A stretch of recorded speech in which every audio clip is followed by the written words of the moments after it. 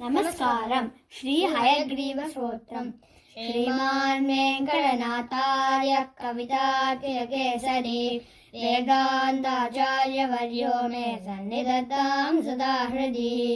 జ్ఞానానందమయం దేవం నిర్మలస్ఫటికాకృతిం ఆధారం సర్వవిద్యానాం హయగ్రీవముపాస్మహే. జ్ఞానానందమయం దేవం నిర్మలస్ఫటికాకృతిం ఆధారం సర్వవిద్యానాం హయగ్రీవముపాస్మహే.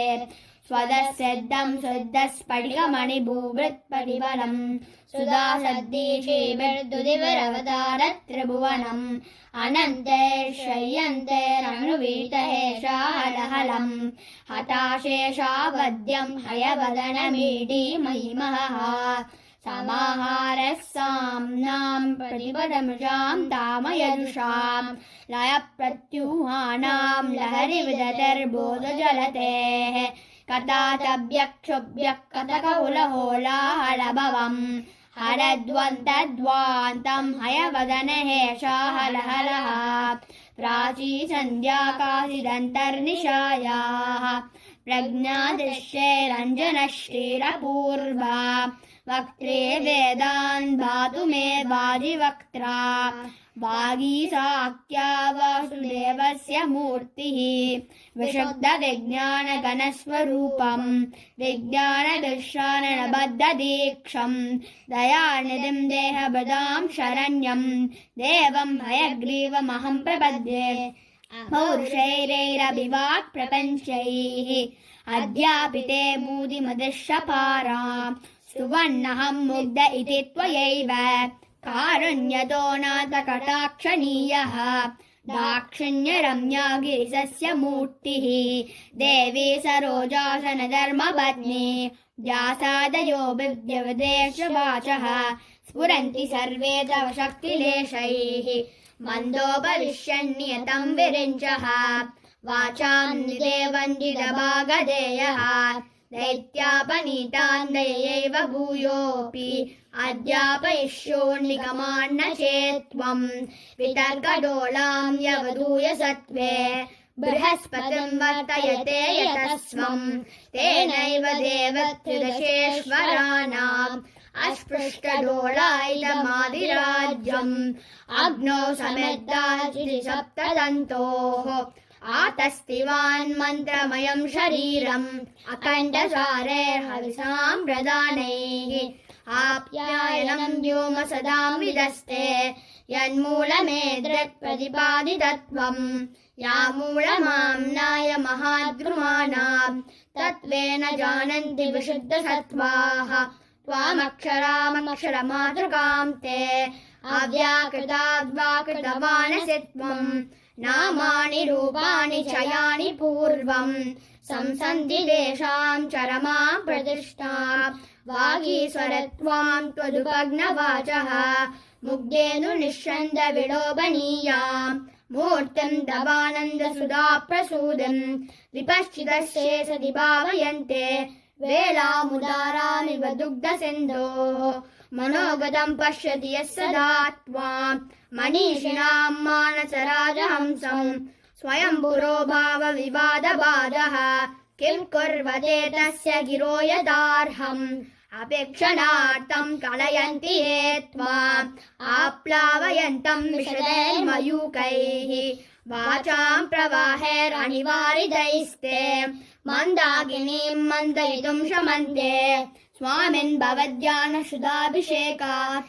వహంతి ధన్యాః పుళకానుబంధం అలక్షితే క్వాపి నిరూఢమూలం అంగేష్వివానందతుమంకురంతం స్వామిన్ ప్రతిశా హృదయేన ధన్యాః త్వద్ధ్యానచంద్రోదయవర్ధమానం అమాతమానందపయో విమంతః పయోభిరక్షణాం పరివాహయంతి.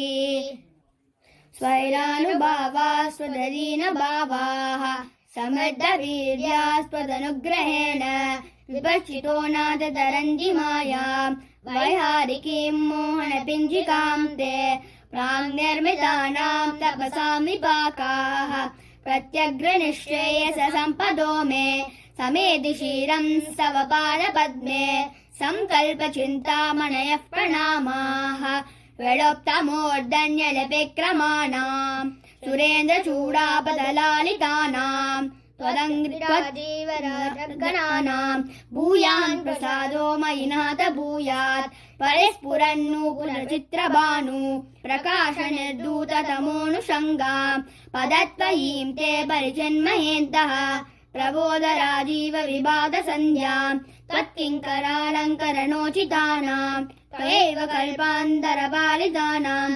मञ्जप्रणादाम् मणिनूपुरन्ते मञ्जूषिकाम् वेदगिराम् प्रतीमः संचिन्तयामि प्रतिभादशास्तान् संदुक्षयन्तम् समयप्रदीपान् विज्ञानकल्पद्रुमपल्लवाभम् व्याख्यानमुद्रम् मधुरम् करन्ते चित्ते करोमि स्फुरिदाक्षमालम् सव्येतरम् नादकरम् त्वदीयम् ज्ञानामृतोदञ्छननम् पदानाम् क्रीडागतीयन्त्रमिवाशतानाम् प्रबोधसिन्धोररुणैः प्रकाशैः प्रवालसङ्गातमहोद्वहन्तम् विभावये देव सपुस्तकम् ते वामम् करम् दक्षिणमाशतानाम् तमांसि भित्त्वा विशदैर्मयूखैः सम्प्रीणयन्तम् विदुतश्चकोरान् निशामये त्वाम् नवपुण्डरीके शरद्गणे चन्द्रमिव स्फुरन्तम् दिशन्तु मे देव सदा त्वदीयाः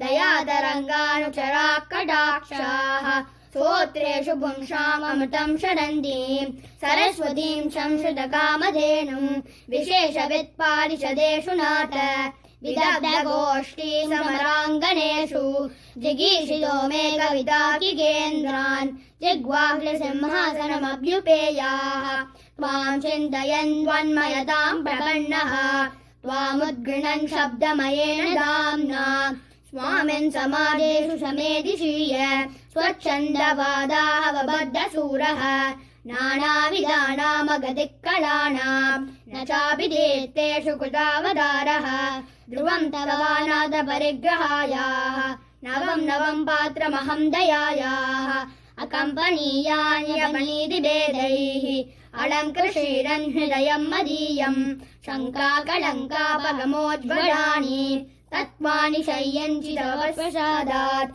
व्याख्यामुद्राम् करसरसिजैर्पुस्तकम् शङ्खचक्रे बिभ्रद्भिन्नस्फटिकरुचिरे पुण्डरीके निषण्णः अम्लानश्रीरमृतविशदैरंशुभिप्लावयन्माम् आविर्भूयात् अनकमहिमा मानसे वागधीशः व्याख्यामुद्राम् करसरसिजैर्पुस्तकम् शङ्खचक्रे बिभ्रद्भिन्नस्फटिकरुचिरे पुण्डरीके निषण्णः अम्लानश्रीरमृतविशदैरंशुभिप्लावयन्माम् आविर्भूयात् अनकमहिमा मानसे वागधीशः वागर्थसिद्धिहेतोः पठितहयग्रीव संस्कृतिम् भक्त्या कवितार्किककेसरिणा वेङ्कटनाथेन विरचितामेताम् वागर्थसिद्धिहेतोः पठितहयग्रीव संस्कृतिम् भक्त्या कवितार्किककेसरिणा वेङ्कटनाथेन विरचितामेताम् कवितार्किकसिंहाय कल्याणगुणशालिने श्रीमते वेङ्कटेशाय वेदान्तगुरवे नमः वादिभ्यभिष्टोभङ्गपञ्चानपराक्रमा श्रीमान् वेङ्कटनाथार्य शिरं विजताम्भुवि।